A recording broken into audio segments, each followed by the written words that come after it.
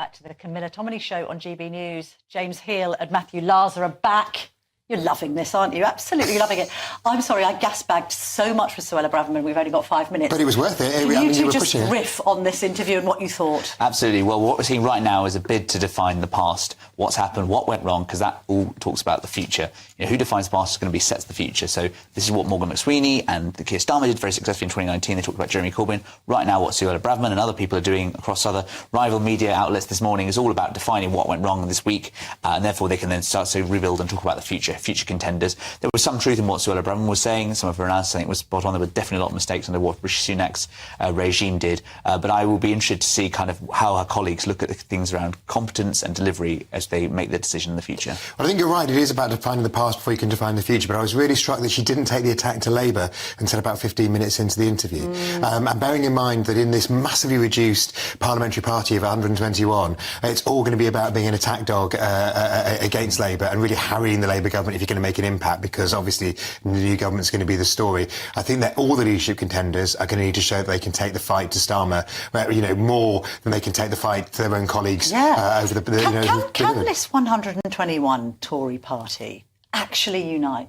I mean, can you get any caucus of sort of mutual agreement between Caroline Nokes and Suella Braverman? Genuinely, chaps.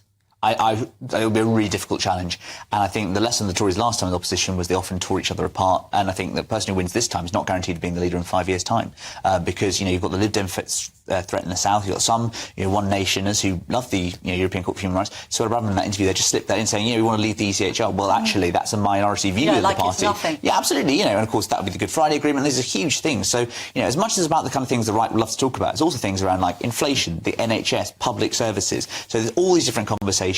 And the actual party machine has really rusted away after 14 years in government. I remember, of course, that Labour will be taking the national conversation onto public services and those issues which favour the One Nation group. That's obviously, in some ways, because they're going to say the focus should be on that. I just think in terms of not only the new leader may not be the new leader, I doubt there'll be 121 Tory MPs at the time of the next election. Not because it will be going up in by-elections, I think that's going to be quite tough for them, but because there'll be defections to both the Lib Dems and to Reform. And less than Do you? Yeah. Who do you think will... I mean, she is such a reformer in many respects. Yes, this I is think what's interesting about it. It's like you're basically aligned with Tice and Farage, so just go and join them. But obviously she says she's a Tory through and through, and I respect that too. And conversely, there was talking to one Reform long-time watcher yesterday, and he said, I doubt those 5 MPs will be all Reform MPs by the end of the next Parliament, you know, given the way in which UKIP and all the different splits of people have gone off. So I think there could be maybe different blocks forming, all sorts of things. Now they're all in Parliament together. And of course, I think the Tories need to remember they're not guaranteed a hearing. You know, they're no longer the most interesting party anymore. Nobody's going to be listening. This is the other thing, Matthew. Who listens to anyone in opposition? Absolutely. Look, I remember Labour in 2010 when, you know, literally nobody was interested at all in what was going on just after the change of power. And I think, I think it's really interesting that how are they going to get themselves back on the national conversation? Absolutely. They need to come up with some forward-thinking policies in contrast to Labour. Oddly, Ed Davey today has been pointing out, he's been sticking absolutely clearly on carers and the care agenda, saying Labour didn't mention carers once in his manifesto. It's good politics from him. Absolutely. He's got to focus. He's the only person who's spoken about caring and social care. It's such an important issue. And he's less than 50 MPs off overtaking the Tories. You know, back in 97, the Tories were way ahead of the Lib Dems. Now it's much closer. We're in kind of a four-party system in some respects. And so while Labour gets on and does all these sort of things in the next 12 months, the Tories really have got to stop navel-gazing and actually sort of take the fight to Labour. Who do you think, both of you, is the candidate in the Tories that Keir Starmer would fear the most at the dispatch box in the absence of Penny Mordaunt? Absolutely, that's the question. Well, it would have been Penny Mordaunt totally. And indeed her very impressive blow-dry, James.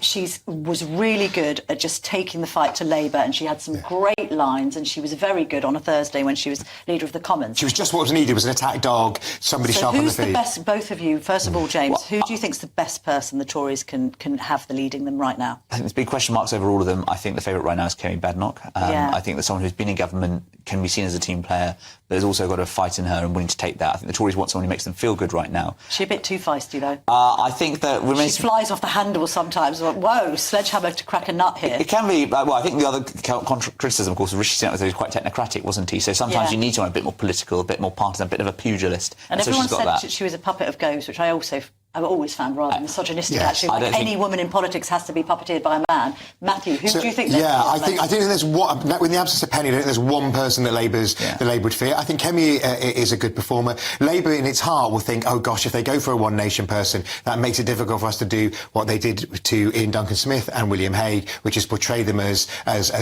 right wing, as on the extreme. So Labour will be hoping, the Labour strategist will be hoping it's one, it's Suella, it's Pretty, it's somebody like that who they can portray, a proper righty they can portray as. Do you remember the posters where they morph William Hague into Thatcher? That sort of feel. James, I think the people who are going to fight this one are the people who ran last time, 2 years' time, and I think the next leadership contest there's a new generation coming through. All right, great stuff. James Heale, Matthew Larser. Thank you. Brilliant analysis this morning. Thank you very much indeed.